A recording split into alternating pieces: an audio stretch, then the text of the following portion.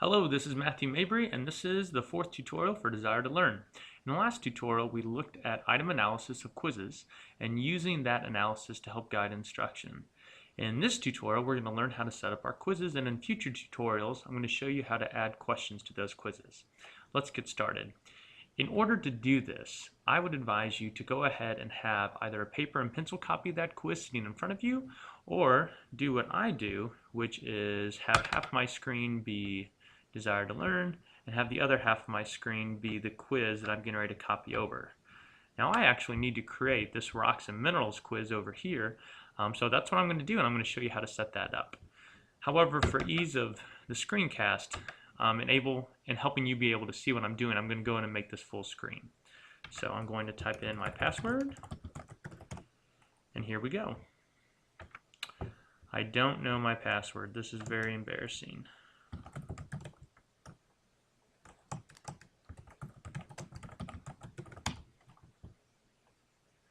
Okay, here we go. So I'm going to select Science.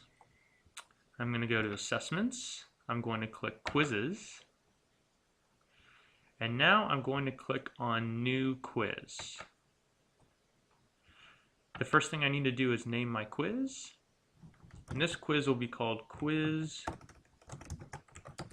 5.1. I don't add a category here because I'm not putting it in the Desire to Learn gradebook.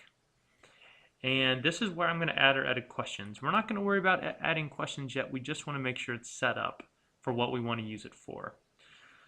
I don't need an introduction because I'll tell my kids what the quiz is for. I don't need a header or footer. I don't need anything advanced. And this is where if you want to get emails every time your kid submit a quiz, you can. However, I hate getting 130 emails in my already overflowing inbox, so I would not encourage you to do that. So this is it for the first page. You just add your name, and eventually this is where we're going to add questions. Now, restrictions is a big deal, and I know this through experience. When you are ready for your kids to start taking your quiz, you need to click on Active. I would encourage you to go ahead and click on Active so you don't forget. And then what I like to do is I figure out when my start date is, so I'll click yes. I do have a start date. I don't want my kids to be able to take this quiz until the day they're supposed to.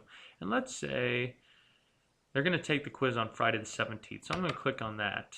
And let's go ahead and set it for, say, 12:01 a.m. Or if I wanted to, right at first hour, which maybe is like 8:45 a.m. And that is the first time they will be able to access that quiz. And then, let's say, it'll probably take a week for all the kids who are missing or absent to take it, so I'll let it end on the 24th.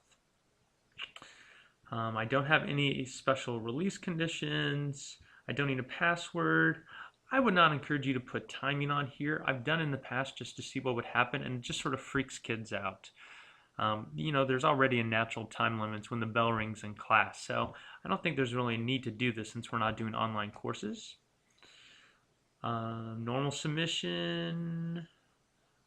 I don't need to give anyone special access, so the only thing you really care about is right here on the restrictions side of things.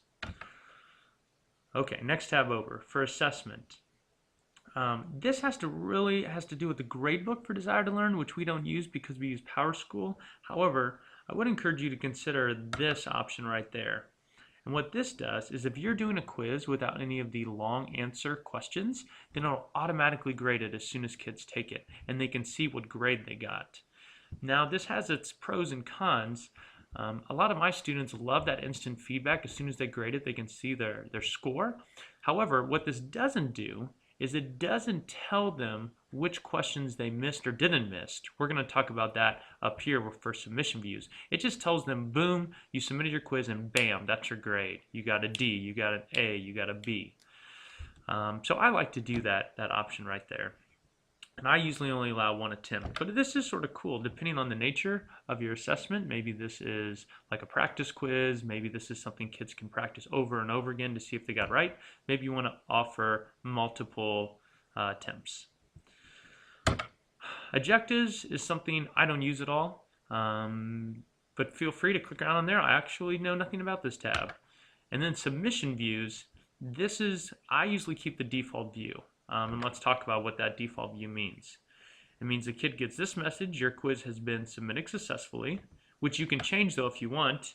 You can say your quiz is over. Good job! Exclamation point. So you can have it say whatever you want. This is where you need to decide, do you want the kids to be able to go back instantaneously to see the questions they missed and why? If you do, you would click yes, and you have all these options. You can show the responses, you can show the ones they answered incorrectly or correctly. I usually don't say yes because I don't want my kids at the beginning of the day to see what they missed and why and be able to talk with our friends who haven't taken the quiz yet, so I usually keep it on no. However, I usually leave this: yes, I will show you attempt score and overall attempt score. So kids can get an idea of, oh, okay, I know I did this well or poorly on the quiz, but I'm not sure why yet. So it sort of baits them for the next day when they get to see actually their results, because they come and go and, what did I miss? What happened? And then this is also interesting too. You can show the class average and score distribution, and so they can see where they landed in relationship to their peers. So that's the option I like to do. And then report setup is nothing you're probably going to run. I don't do anything with reports.